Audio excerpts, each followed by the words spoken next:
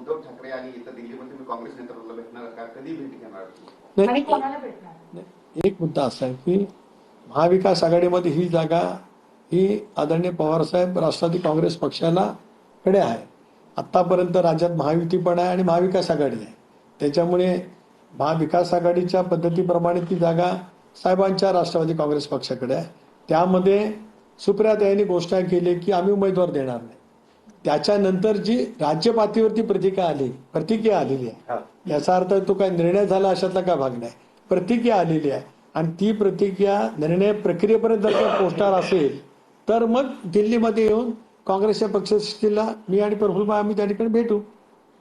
यात आजच साताऱ्यामध्ये प्रकार घडला, त्या अनुषंगाने म्हटलं गेलं की पक्ष फोडले तेव्हा पण लोकशाहीची हत्या झाली, पण आता कॅबिनेट मंत्री त्यात तुमच्या पक्षाचे नेते तिथे उभे असताना दिसले, सगळे हतबल दिसत होते पोलिसांसमोर आणि काल तो मुद्दा सभागृहातही गाजला. काल विधानसभेत विधान परिषदेमध्ये या विषयावरती चर्चा झाली. सभागृहामध्ये सुद्धा विधानसभेमध्ये ते मांडलं गेलं. त्यानंतर मी जे ऐकलंय की मुख्यमंत्री महोदयांनी त्याच्यामध्ये उत्तर देत असताना आज या विषयावरती सविस्तर निवेदन करण्याचं माननीय मुख्यमंत्री महोदयांनी विधानसभेमध्ये घोषित केले. स्वाभाविकपणाने या संदर्भातलं विवेचन मुख्यमंत्री महोदय त्या ठिकाणी निश्चितपणाने करतील. कारण मकरंद आबा राष्ट्रवादी काँग्रेस पक्षाचे माझे वरिष्ठ सहकारी आहेत, मंत्री सुद्धा आहेत. शंभूराज हे सुद्धा मंत्री त्या ठिकाणी आहेत. त्या दोन्ही सभागृहामध्ये तिथे घडलेल्या घटनाचा क्रम सविस्तरपणाने त्या ठिकाणी सांगितलेला आहे आणि मुख्यमंत्री महोदयांनी सुद्धा सभागृहात ते ऐकलेलं आहे.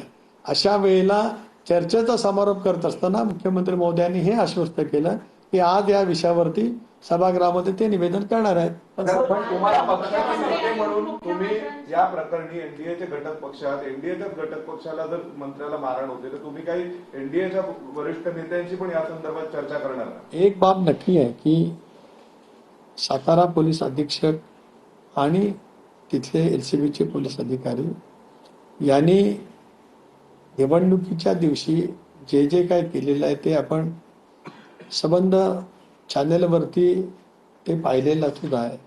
ते लोकल चॅनेलवरती सुद्धा लाईव्ह त्या ठिकाणी आहे. एवढंच नव्हे तर दोन्ही मंत्री महोदयांनी दोन्ही सभागृहामध्ये स्पष्टपणाने घटनाक्रम सांगितलेला आहे.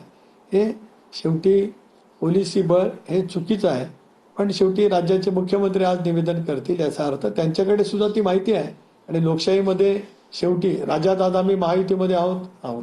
एकत्रितपणाने देशामध्ये एनडीएच्या नेतृत्वाखाली आज आम्ही भारतीय जनता पक्षाच्या नेतृत्वाच्या सोबत शिंदे साहेब म्हणजे शिवसेना आणि राष्ट्रवादी काँग्रेस पक्ष आहे.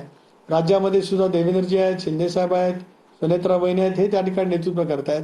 अशा वेळेला एका जिल्हा परिषदेमध्ये स्थानिक पातळीवरती घडलेली घटना आणि पोलिसांचा हस्तक्षेप योग्य नाही असं माझं स्पष्ट मत आहे.